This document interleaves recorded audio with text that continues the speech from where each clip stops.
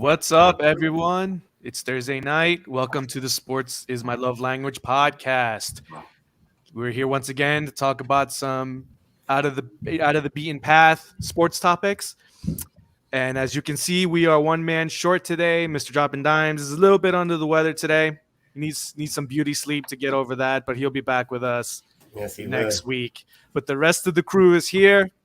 Let's say hello to everyone. So Javito, how you doing tonight, brother? I'm doing good, brother. It's Thursday night. We're about to finish up the month of October. Pretty sweet, but got some good game. I got a good game tonight.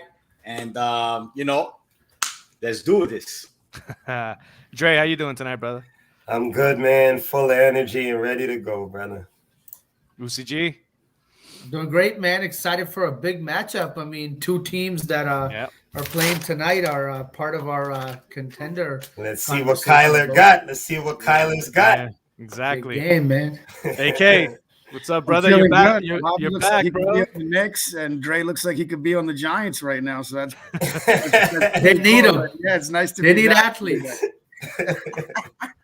Good to have you back. I know Thanks, you were out thanks. in Vegas last week. Watching your Yes. beloved Eagles lose to the Raiders, and whatever shenanigans you did in Vegas, your secret's safe with us. Don't worry about it. So, all right. So we've got some good topics for you tonight. We're gonna have a pretty deep conversation about some quarterbacks.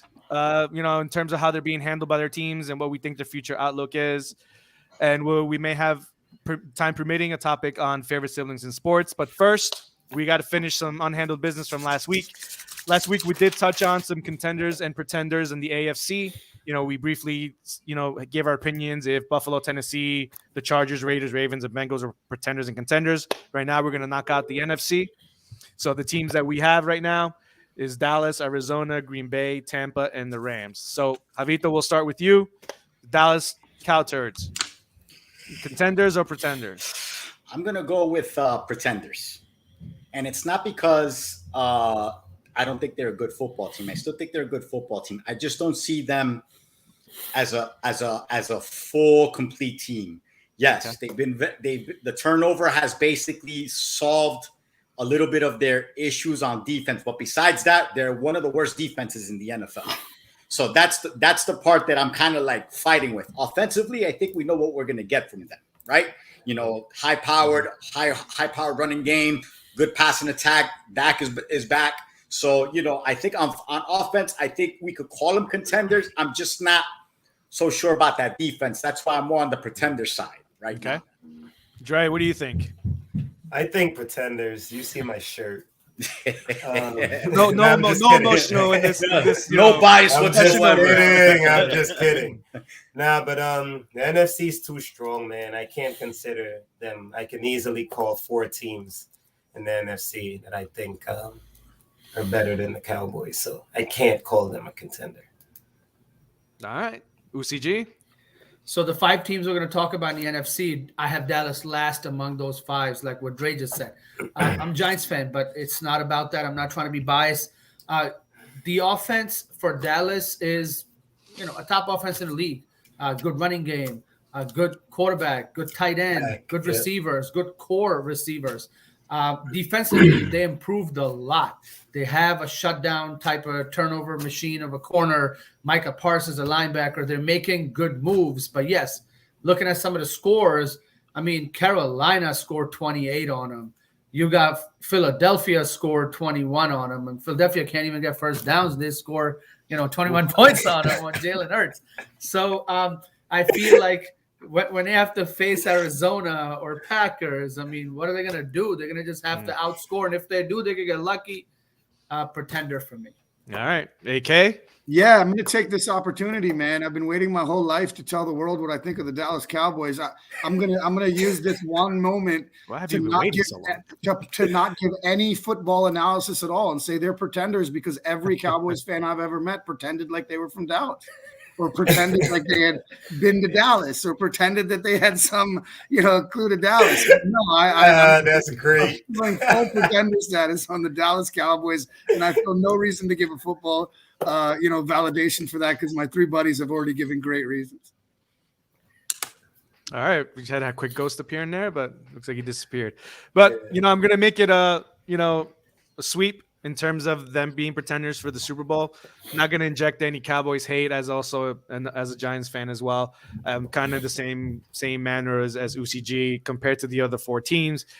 For me, the Cowboys, you know what? Show me in the playoffs. If you show it in the playoffs, then I'll believe in you. There we go. Because I'm going to hold you to the standard that your own owner says. It's Super Bowl or bust. Not win the division, which is not hard to do. Not win a playoff game, because they haven't even been able to do that. But even to me, show me, okay, get to the NFC Conference Championship and then see what you can pull off against one of these top 4 teams. Because to Javi's point, they're an opportunistic defense in creating turnovers. But if they're not going to create turnovers, they're going to allow a lot of yardage. And, they're not going to be able to really stop anyone unless those turnovers are happening. And against the 4 quarterbacks that they may have to face, whether it's in a divisional or after in a championship game, if you're not going to get turnovers on those QBs, it ain't going to happen. I mean, you're talking about Aaron Rodgers. You're talking about, Tom Brady, guys that just don't, even the first game, they created 4 turnovers and still lost. Yep. So that's why I'm just kind of like, if it's not the turnovers, the Cowboys could be 2-5 right now, Easily. And that's why it's like, that's why I say it's pretender. But let's just move on. Let's move on. Real quick, they're also playing against the Eagles, the Redskins, and the Giants. That's not really going to prep you for the top squads come playoffs. Pretty much. Right. All right. Arizona. What do you got, Javi? I think they're the moves that they've made, they're contenders, man. I know they're undefeated. And maybe it's just kind of like smoke right now, but I don't think it's smoke. Klingsbury's got something going with this offense now. I feel bad because I always wanted Larry Fitzgerald to be there with them. I know he's not playing with them, but it feels like with him being out of it, the offense has been basically a little bit more spread out, right? You don't hear about just DeAndre Hopkins right now. You're hearing about the other wide receivers as well right now, like Christian Kirk at times, and like Kid Moore, and even the running back by committee right now is doing a very good job, with what's his name? I know they got Connor and then Edmonds. Chase Edmonds. So, even, and then you hear of Max Williams. Who's Max Williams? Well, he's been, a decent tight end. So, I just think it's clicking. The defense is pretty good as well, with Chandler Jones being just a monster. They're contenders, man. All right, Dre. There's a guy by the name of Zach Ertz on the team too. Mm-hmm. Yeah, good one. Just stepped in. Go ahead, Dre.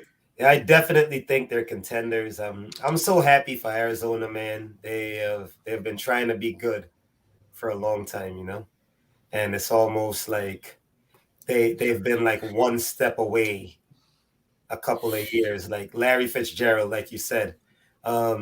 First ballot Hall of Fame. Like, I don't even want to hear the discussion. Oh, for sure. Yeah. You know what I'm saying? That's easy. And it's just like, I feel good. I feel good for the franchise. They've been trying to do things the right way. You never heard Larry saying he wanted to get up out of there or anything like that. They dealt with him correctly, even when he was aging. I just feel like for the franchise, for Scottsdale, yeah, man. Pretty good for them right now. All right. Contenders for sure. Uzi, what do you think? So I think that one of the biggest moves they made a few years ago, they drafted a quarterback with their first round pick, and then the very next year took a quarterback with the number 1 overall pick. That takes a lot of courage to do that. Back to back, number 1 pick, taking a quarterback, but you got it right, and then you built around him.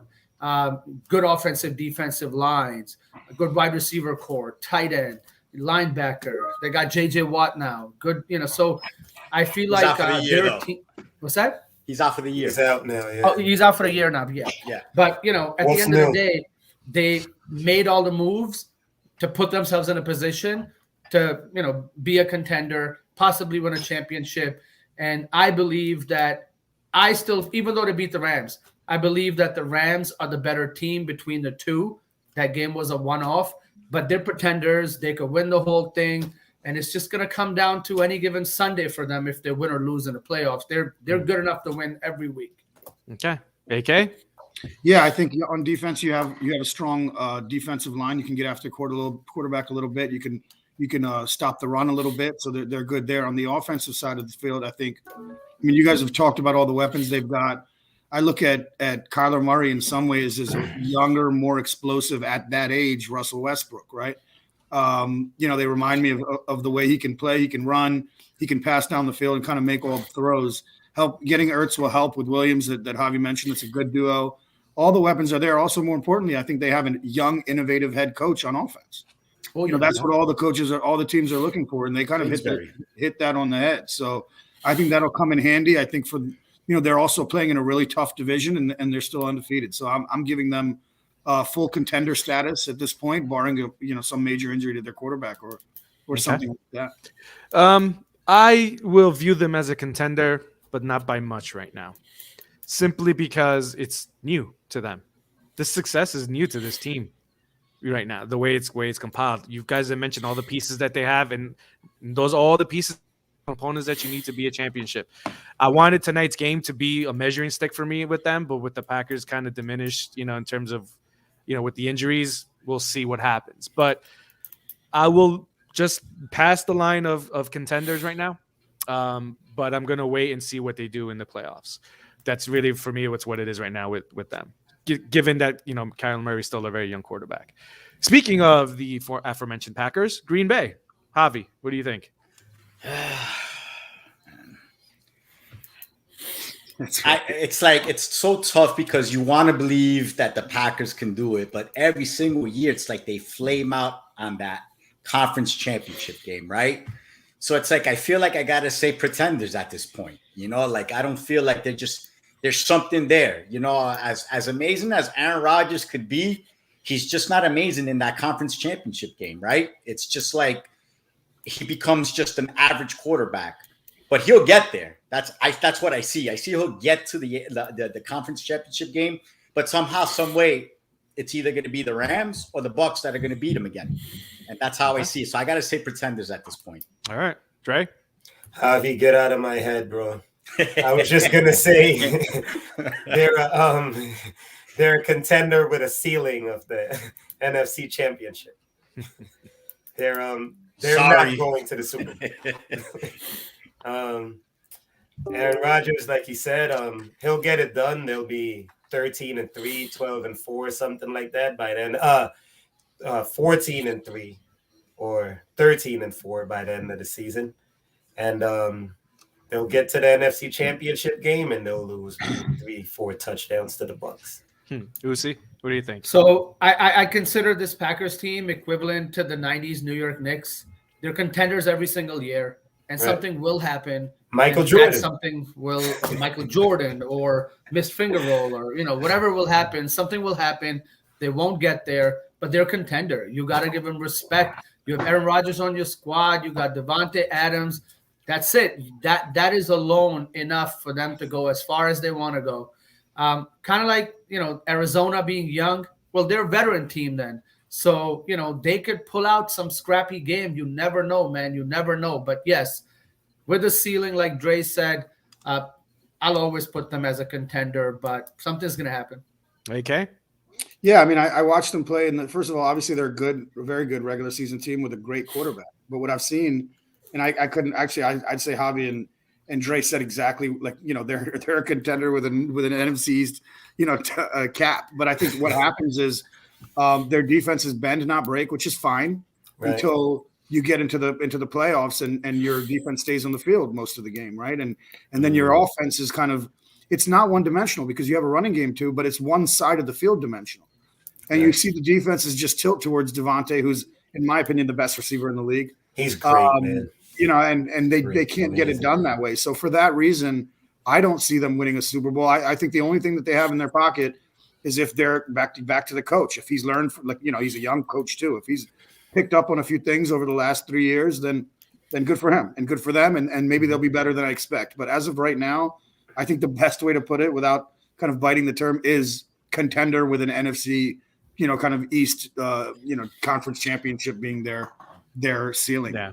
I don't think getting there. Yeah, it's real simple for me. It is contender simply because of the quarterback, and he's proven in the past that he can make chicken salad out of chicken shit. Basically, it doesn't really matter who's been out there for him. He's made it. As long as you catch the ball, it'll be there for you if you're the receivers or tight ends or whoever the running backs. So as far as I'm concerned, They are a contender. Defense is a question mark, but when you have that bad man, like Stephen A. likes to say, you're always going to have a shot, and you have to just prove it wrong.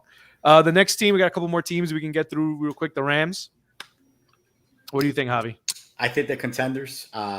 They're one of my preseason favorites. They've shown it. Great defense, good line, great cornerback play. I think one of the best head coaches as far as brilliant minds are concerned. I always felt Jared Goff was the reason why they didn't win that Super Bowl against the Patriots. So now they have Matt Stafford, who's a stronger arm. Maybe not as, let's just say, I think he's more of a gunslinger as opposed to Jared Goff. Jared Goff is more like, cautious. I think Stafford likes to basically take a couple of risks, and that's okay because with that type of offense, you should be able to take a couple of more risks. But I say contenders. All right. Dre? I'm going to say contenders as well. I actually have the Rams against Tampa in the NFC Championship game this year. That was my preseason pick, and so far I'm sticking with it. For me, they're contenders because they're solid on all sides of the ball, and they got better at quarterback. As far as situationally, they got better at quarterback. They have somebody now whose ceiling is higher than just the game manager that Goff was. So I feel like with momentum from the defense, couple turnovers, quick scores like they can. Yeah, I think the Rams are contenders. All right, Uzi G, what do you got? Shutdown corner. They got the D-line. They're one of the top defenses. That's number one. Defense wins championships. The other thing, running game. Henderson surprised me. I thought with Cam Akers, they were a Super Bowl lock. I just recently read that Cam Akers should be back for the playoffs. Should be. He's recovering. The moment they added Stafford, that was it for me. I called it. They're going to win the Super Bowl. I'm sticking to it. I believe strongly they're going to win the Super Bowl. The only one reason they may not win the Super Bowl is because if Josh Allen beats them. That's my prediction. Rams, heavy contenders. JK, what do you think? Yeah, I think the Rams are contenders as well, but I also think they're one of those teams that could really benefit from adding a piece or two before the trade deadline is over. I see that on defense. Obviously Aaron Donald is, maybe the best defensive I've ever seen in my life. He's a beast. And I think Ramsey is amazing, but they lost some real talent at linebacker. They lost a little bit of talent outside of Ramsey in the secondary. And I think if you play a team like in Arizona or like a Tampa Bay that could use the entire field, I don't think their defense is that monstrous anymore. They're really top heavy on offense. I guess every week Henderson makes us more and more of a believer, but I do like their offense. I think that they have no stud receivers, but they have a couple of really good ones. And in my opinion, that's better at that point in the season if you have a quarterback. And that's it. I mean, yes, Jared Goff, he couldn't take chances because he didn't have the arm strength, and Stafford does. Right. And he throws it down the field, and that opens up a lot. They also have, big tight ends, even though the receivers may not be that big. I think they're contenders, but I think they could really benefit from, swapping a third or fourth round pick for one or two players that are expendable on teams that are growing or developing or rebuilding. Yeah, at this stage, they're trading their 20, 30 picks now, for players. Rams are one of the teams that barely have any picks. Yeah. So on paper, for me, they are contenders for a lot of the reasons that you guys have talked about. Yes, the defense is very good. It's not as potent as it was last year simply because of some of the losses that they had. Some players, went to other teams and stuff like that. But it's still a very, very good defense. When you got that big man in the middle and you've got Jalen Ramsey shutting down your best receiver, you're still going to be a very, very damn good defense. But here's why. If you put a gun to my head, I'm going to say that they are a pretender because I need to see Matt Stafford prove it. You got your opportunity, Stafford. You were in that freaking purgatory that is known as Detroit Lions. You got the opportunity. We know this is a playoff team. That's not a question of whether or not this team was a playoff team. The question is, will Stafford bring you over the top? So for me, when I see Stafford in the playoffs is when I'll know whether or not this team is really contenders or not. And finally, the defending Super Bowl champions. I mean, I don't think there's really much that needs to be said, but what do you got, Javi? Man, the hell with them. But they're contenders. There's just no other way to put it, man. You got You got the Godak quarterback. It looks like he's just getting better with age. It's just crazy to say something like that. Somebody that's in their 40s. He's got a bunch of weapons still. Defense is not clicking as it should be, but I think once they get healthier, that they might have that same run they had last year in the playoffs where there was just basically lights out that defense. So contenders. Dre? They're really good, man. Yeah, they're definitely contenders. Like, I'm not even going to talk too long on it and ready to move on to the next thing. But somebody's going to have to come really, really almost close to perfect to beat them in the playoffs. What do you got, Lucy? My take is, they suck at running back. They have nobody. They suck at quarterback. They have nobody. They suck at receiver. They have the worst ones in the league. They have no tight ends, no defense, no linebacker. They're the worst team in the league. So, somebody knocked me in the head. They're the best team. They're the defending champs. Until somebody beats them, they're the favorites, And I am optimistic the Rams will, since they already beat them. I feel if it comes to them too, the home team is the big favorite, so I'm hoping the Rams win enough games to get there. AK? Yeah, I think I think they're beatable. I think they are beatable because, first of all, you're not going to do it on the ground. You're not going to run the ball on them. We know that. I think if you pass the ball on them, they have some serious holes. But I do think that you have to look at them as the favorite. But I don't think they're the undeniable favorite. I think Fournette has been fantastic, but he's also a one-dimensional back. Their offensive line has gotten so much better, but it's still got 2 or 3 positions that could still get a little bit better there. And then it's Tom Brady. He's fantastic, but there's also times in his career where, the last game of the season, he didn't play extremely well.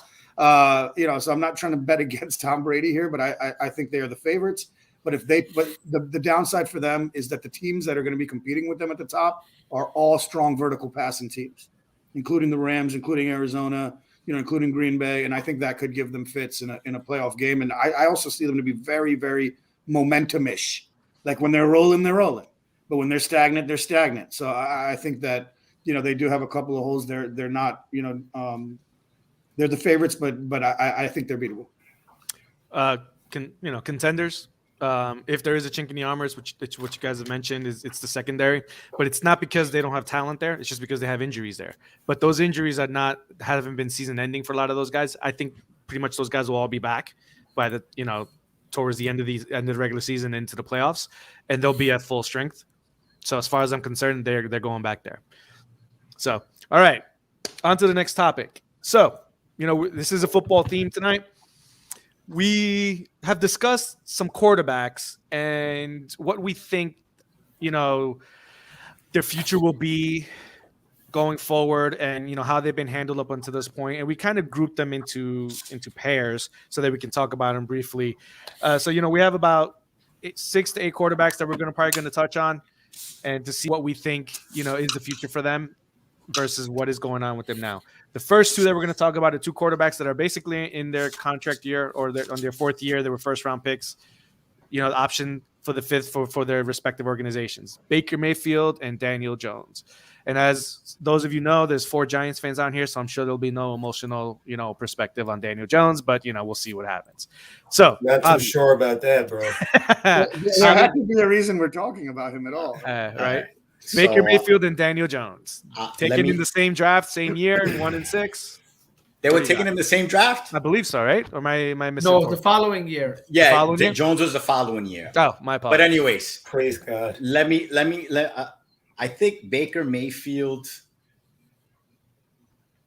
is an overrated first pick. Let me get that out of the way. Okay. All right.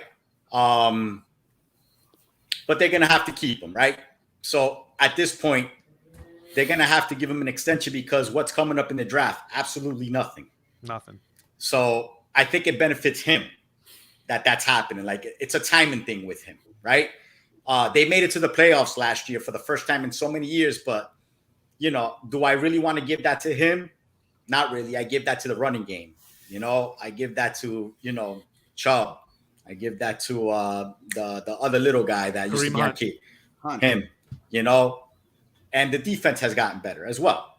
So, Baker Mayfield to me has been more of a manager, instead of that, top pick that should basically, be explosive. Like we thought. Well, I didn't think so. I thought Oklahoma was something different. When I said, I don't know if that's going to translate to the NFL, so he's adequate enough. They're going to sign him. I just don't think he's going to win you the big games. Now going into Daniel Jones, he's another one that's adequate. And I feel like at this point, he's got another prior year on his contract, right? Or it's a team option probably, I'm sure. And there's nothing in the draft. So unless you're going to basically make a trade for a Deshaun Watson, it seems like the Giants are just going to have to keep him, But I will say this. I think he has improved. I think he does look better. I just think that Jason Garrett absolutely sucks, as an offensive coordinator. I feel like at times Jason Garrett is trying to kill Daniel Jones. But I get it because Daniel Jones is basically your only offensive weapon right now. So what do the Giants do? The Giants keep him. Am I happy about that? Not really, because I just think he's adequate at this point. Okay. Dre? For me, I don't know if you guys remember that firing of that head coach in Cleveland. I knew it then that would be the beginning of the end of Baker. You can't cater to a second-year quarterback. He's doing more commercials than work with receivers. They welcomed Odell Beckham Jr. with open arms, made it seem like it was going to be full chemistry with them and Jarvis Landry, and I can argue that they have not maximized on that combination at all.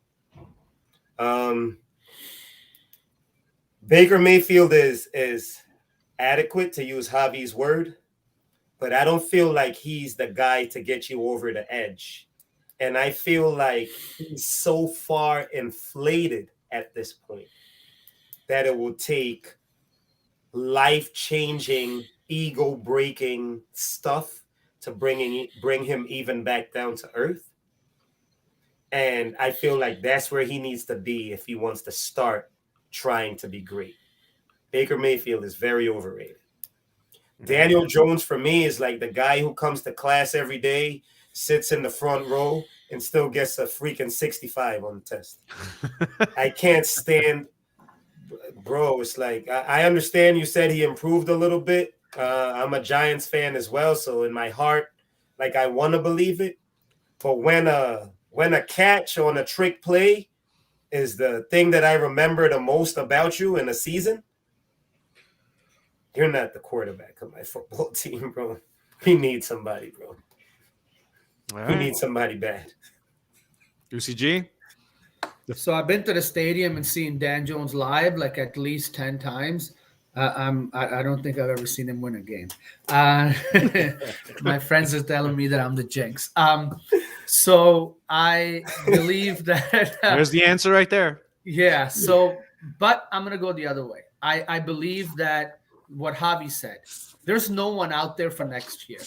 I'm not saying Dan Jones is a long-term solution. I'm not saying he isn't, but he's no Josh Allen. He's no game winner by himself. If you put Dan Jones on the Cleveland Browns, I believe they move up a few ticks. I believe that last week, with bums, with no teammates, he outplayed Carolina, a very, very good defense.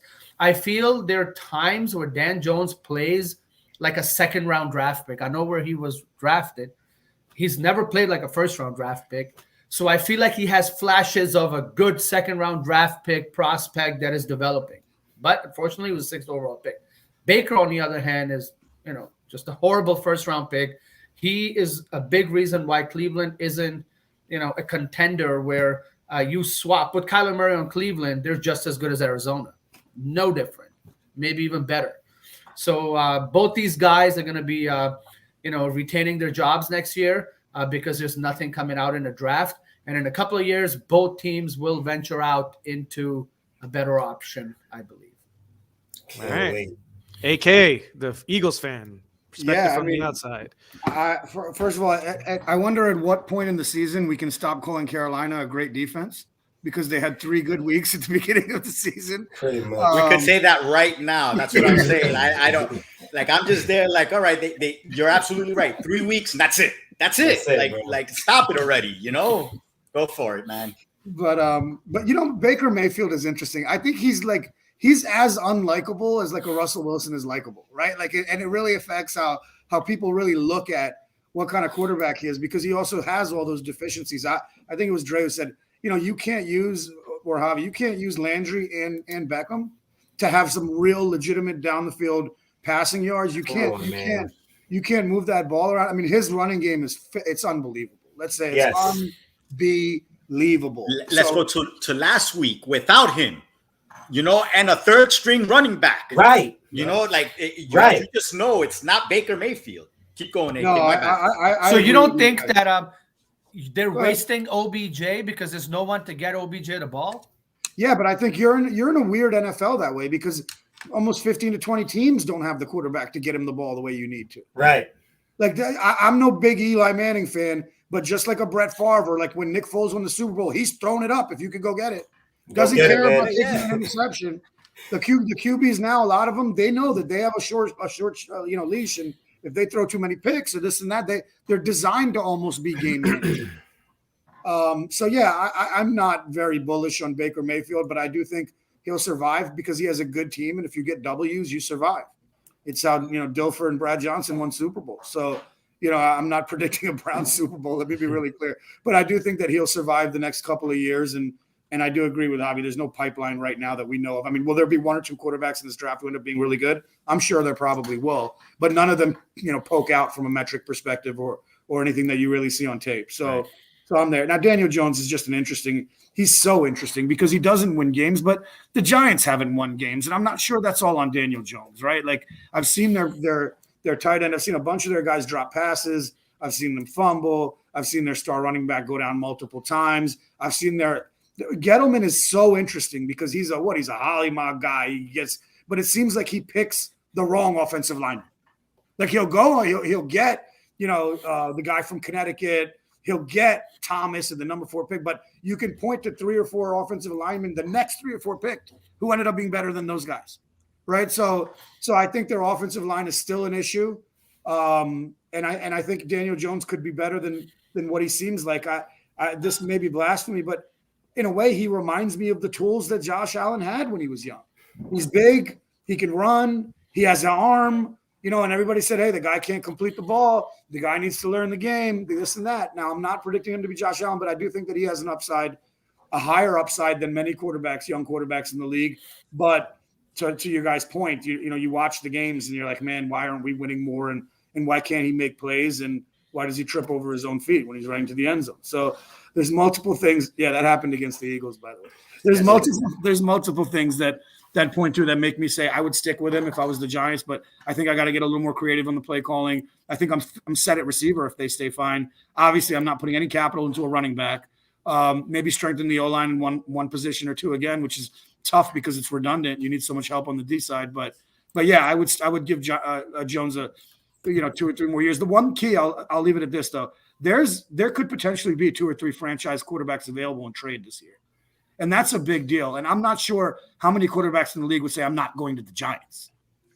You know what I mean? So I think they have that trump card where if they can flip him plus some picks for a Wilson, a Watson, a Rodgers, you do that in a heartbeat, and maybe they're contenders immediately. But as of right now, without those 3 big names, I stay with Daniel Jones. So here's the thing for me on Baker Mayfield. The first 3 years of his career, 3 different offensive coordinators. That's not going to help him. There's no stability. There's no foundation being built for him. And I do have this pet peeve of organizations when they draft a quarterback high, first round,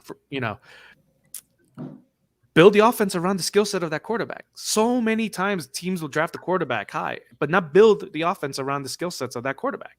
It's trying to fit a square peg in a round hole sometimes with these guys. And I think that's what happened with Baker Mayfield. So now when Stefanski came in, his offense was tailor-suited for Baker Mayfield. It doesn't mean that Baker Mayfield is going to be Aaron Rodgers, but it fits his skill set. It allows him to do the things that he needs to do. To Javi's point earlier, they're stuck between a rock and a hard place. There's nothing out there, and it's his contract year. They're going to have to pay him. He's not worth whatever the market is, next man up type market, which is what the NFL does with quarterbacks, right? But they're stuck. That 12 personnel offense that they run is perfect for him. 1 running back, 2 tight ends. They have 3 tight ends that they can use with Bryant and Hooper and Njoku to run. Look, they did it last week with a third string running back. That offense works. You just need the quarterback to make the right decisions. A receiver like Landry is perfect because he's that, slot, short to intermediate, pass catcher. I don't think that offense is slated to be throwing the ball deep, which is where is that outlier that is Odell Beckham Jr. Odell Beckham Jr. needs a highly skilled quarterback that will get him the ball, and it would have to be one of the top tier QBs in the league to be able to do that. That he says, I don't care what you're going to run, I'll get you the ball there. Don't worry about it. So I don't know what's going to happen there. But let me but you were drafted number 1 overall, right? Exactly. Man. You're not supposed to be a game manager. No, you're right. I know. But that was my whole point, is that when they did that, they didn't build for him to be that. Is what I'm saying. Whatever that they did. Not in his first year. They didn't have the pieces around him that first year. But even this year, but that's this year but that's this year with a 4th different head coach. But the offense works. But it's not now. Stefanski can't go back there and say, I'm going to build this offense to third. Sorry, I'm going to build this offense to justify him being number 1. Stefanski doesn't care about that shit. He wants to win. I got you. But you don't see the Stefanski knows his incapabilities, and that's the reason why he hasn't opened it up for him. Because whenever he does, he just rolls out. He doesn't have to sit in the pocket. Correct. But you can't go back. You can't go back and rewrite the fact that he was drafted number 1. You're either going to work with him and build. That means you're going to have to pay him. Or see what else you can do after that. But I don't think there's anything out there. So they're going to have to pay him. Bro, Mac Jones is in his first year in the Patriot system and is looking way better than Baker. But I don't give a damn about the amount of coordinators and none of that stuff, bro. Baker Mayfield is overrated. He should have been drafted in the 3rd round. I don't disagree with that. Are we going to talk about Jared Goff? Oh, my God. Yeah, we'll get there. Are we going to talk about – all right, because I was about to say, that's very similar. You drafted a quarterback that you're supposed to basically, do so many things with, but you become the game manager and you basically you tend to see it already. Like, McVay saw it like, oh yeah, I'm not going to win with this guy the whole thing. I need to get a quarterback. Yeah. Right. So, and I think that's the Baker Mayfield. And the only thing that's saving him right now is basically, obviously there's nothing in the draft. And I'm not too sure that the Browns are willing to basically make that trade at this point either. I don't know. I think that organization that just might, the Odell Beckham thing probably just fell into their laps more than anything because the Giants wanted to get rid of him. Right. I don't see a franchise wanting to get rid of besides Deshaun Watson, but I don't see the Browns going to get Deshaun Watson. Right. And for Jones, I'm going to keep my opinion on Jones really quick. I think he's actually a better quarterback than Baker. Way better in my opinion. I think so too. So the thing about Jones is because he's been good, he's been bad, he's been good, he's been bad, right? He's had the fumbles. I lay a lot of that to AK's point. No offensive line. Overpaying Nate Solder. Like highly overpaying washed up Nate Solder. Without that offensive line, he can't succeed. I don't care who's out there. I don't care if they would have kept Odell Beckham. I don't care. Deshaun Watson would do something with that offensive line. Yeah, but he's a higher tier quarterback than Daniel Jones. You know what I'm saying? But Deshaun Watson had a bad offensive line in Houston, and he was killing it. Watson, but he's eliminates the bad offensive line. He does. I'm not saying Daniel Jones does that. Daniel Jones needs that. Is what I'm saying. Correct. Because he can throw. He's got an arm. He can run. He's got those pieces. Not again to the level of Deshaun Watson. Yeah, of course. But you give him a solid line, and he can work with it. You got a monster back there. I mean, he can't stay healthy with Saquon Barkley. You have, I'm done with Evan Ingram. Either he's injured or he has butter on his hands. I'm done with him rookie season, bro. He's butterfingers to me.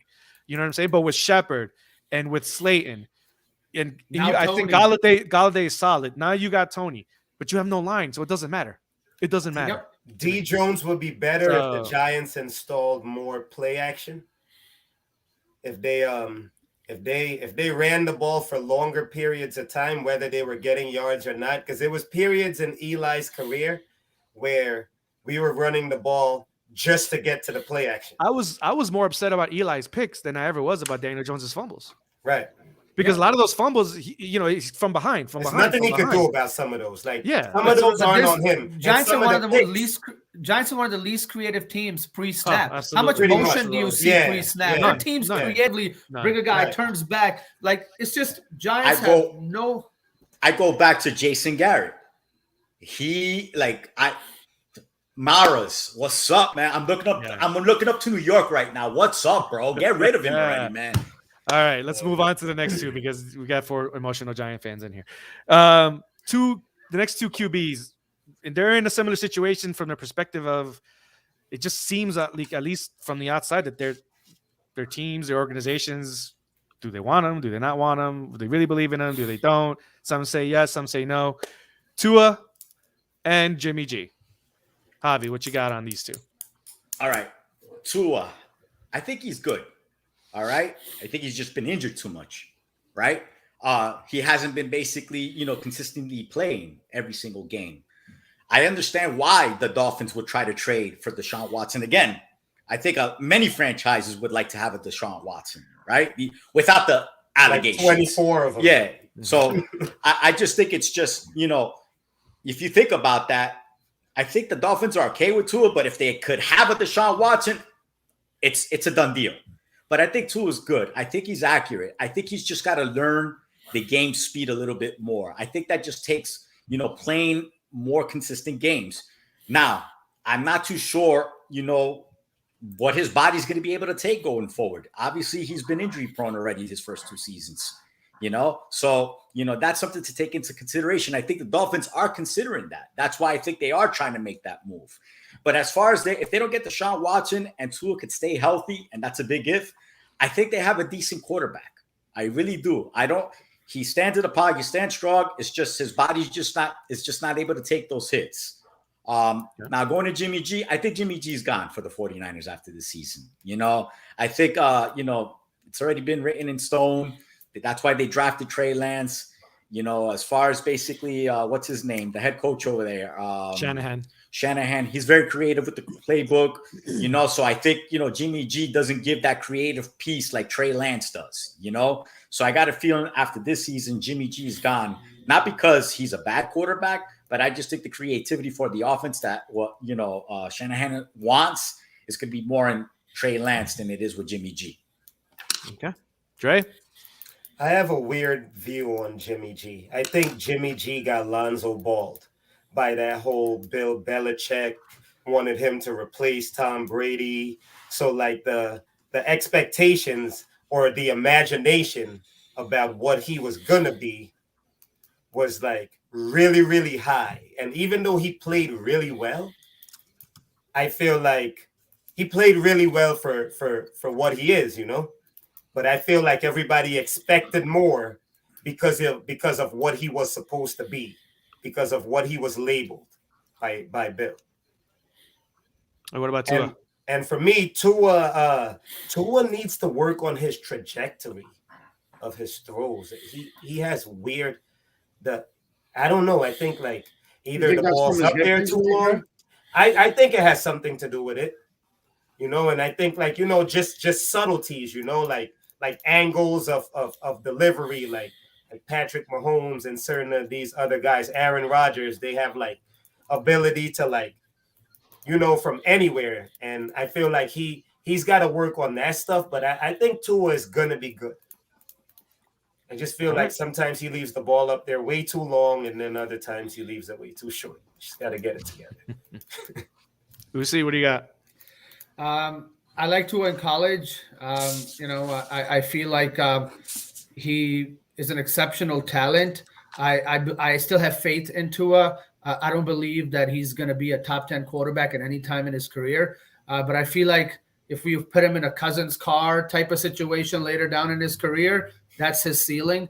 I believe that if the Watson trade does not happen, you'll see that he'll continue to improve. He just came off an injury. He's dealing with controversy. He's a rookie. He has a good team around him that he could win games, gain confidence. I mean, he's still a short guy. So, that affects your ability with the whole trajectory, issue that Dre has. I mean, it affects you. He has to roll out a lot. But, I mean, I'll take him over Baker right now. Me too. Immediately. So, as far as Jimmy G is concerned, I feel that San Francisco screwed up. They should have stayed where they were in the draft, taken Mac Jones, did not waste picks. I feel Trey Lance hasn't developed. Does he have a chance to develop? Sure. I have not seen anything. I was in San Francisco. I saw him play live when Jimmy G got hurt that game versus Seattle. I saw nothing. I just both these guys just stare at Debo, give it to Debo. It's not fun to watch either guy. If Lance could develop, great. If not, they're gonna have to make a move somewhere. Jimmy G, on the other hand, best ability is availability. He's always hurt. That bad pass in the Super Bowl, I'm not a Niners fan, but I can't forgive him for that, because Chiefs should have lost that game if it wasn't for him. I'm sure the coach is bothered by it. I can feel that energy, that's the organization's bothered by it. Jimmy G, his days are numbered. All right. AK? Yeah, I mean, I'll say, Ryan Leaf. You could say Jamarcus Russell. A lot of guys I loved in college, but that doesn't translate to the league. I think that Tua is better than both.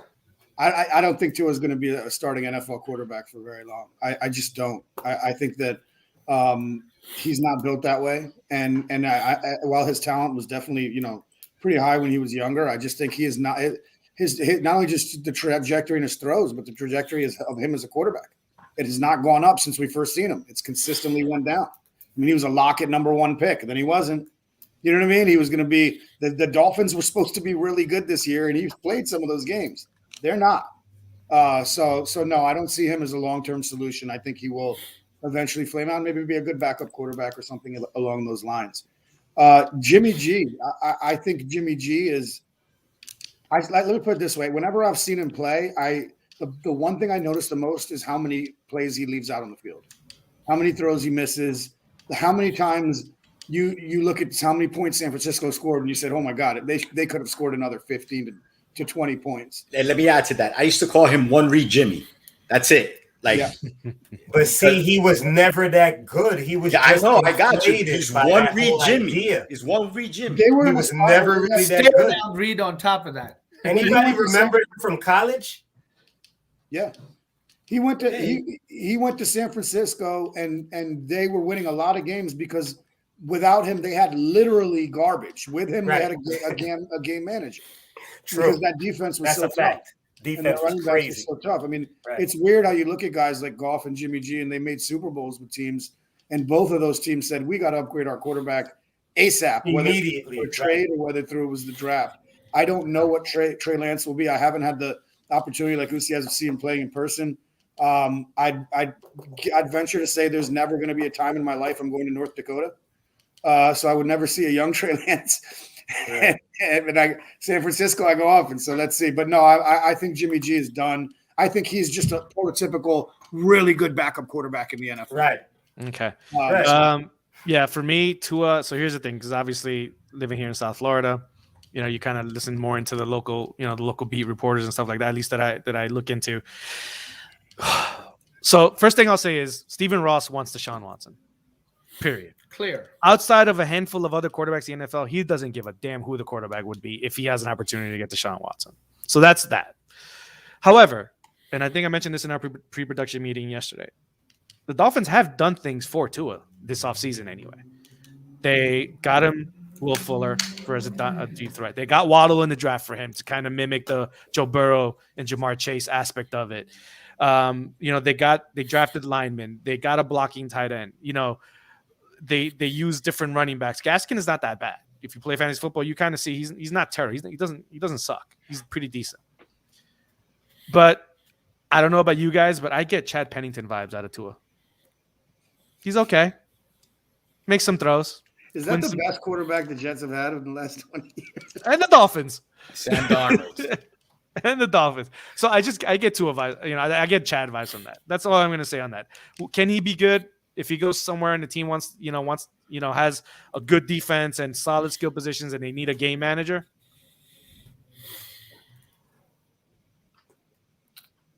Might have lost Pops for a second. I think that's that manager. Is a game manager. The stat is out there, and I mentioned the other day that he wins more than he loses. Yeah. But I've never subscribed to wins when losses being a QB stat.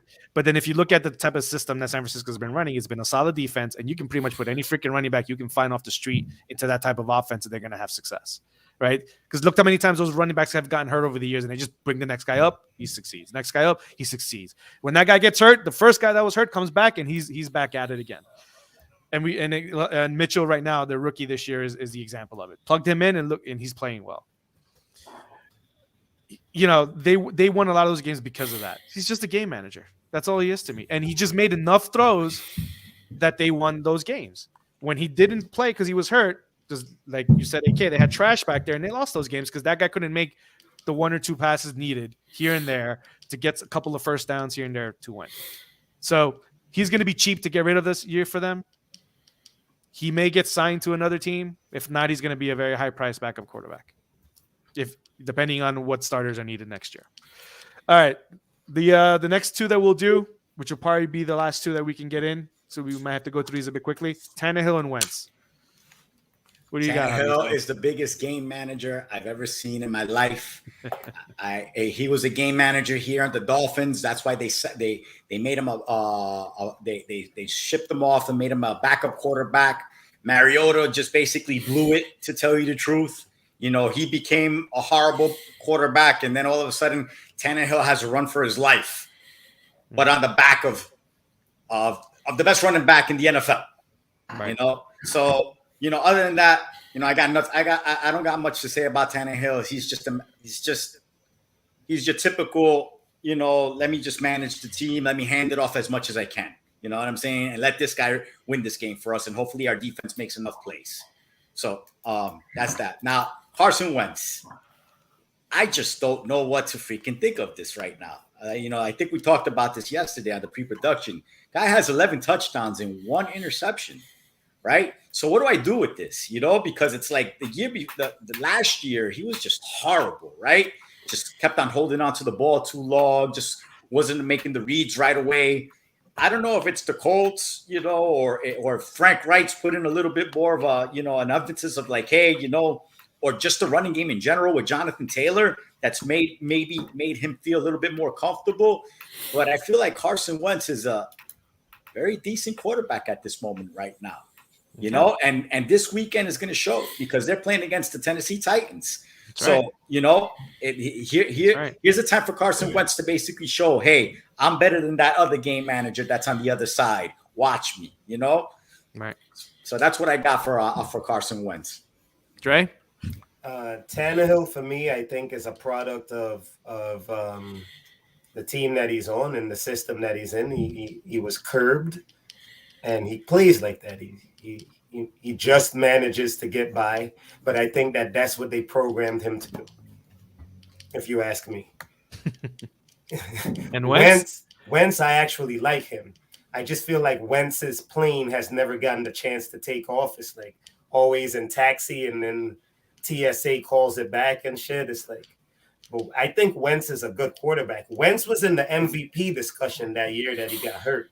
All right. He was playing really good football. It was pretty much a lock. Yeah. He was playing really great football. So that guy can't be not in that human body anymore. I feel like it was just the chemistry with him and the coordinator. I feel like some of that trust was gone after the shit with Nick Foles. I feel like that had something to do with him backing away from really feeling the way he should feel.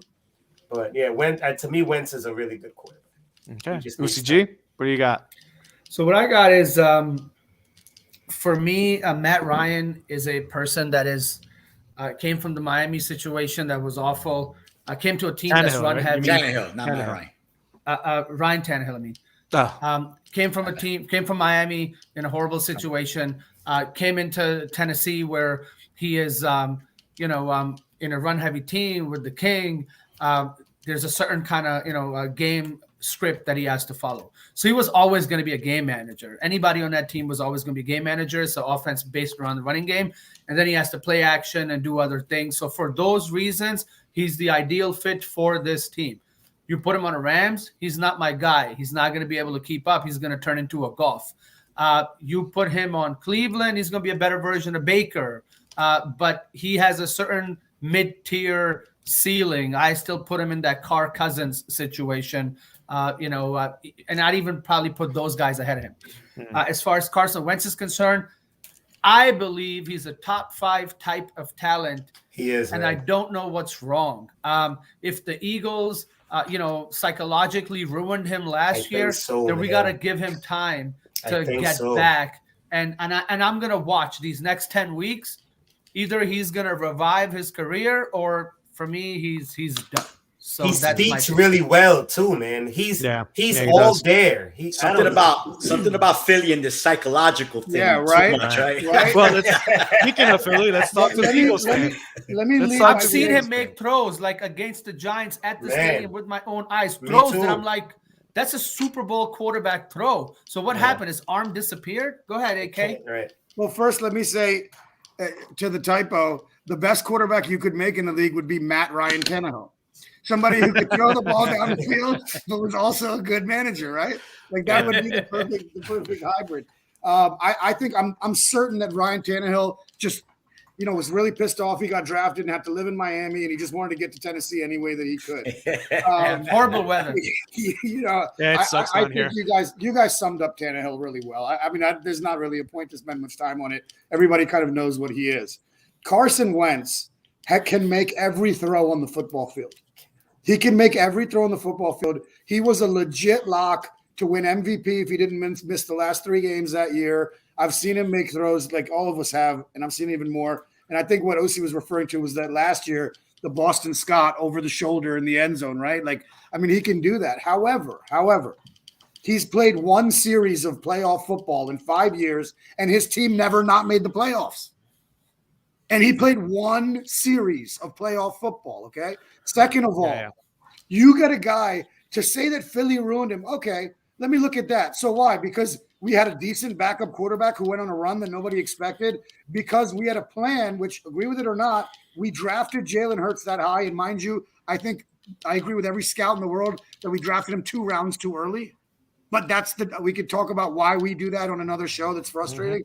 We drafted him way too early.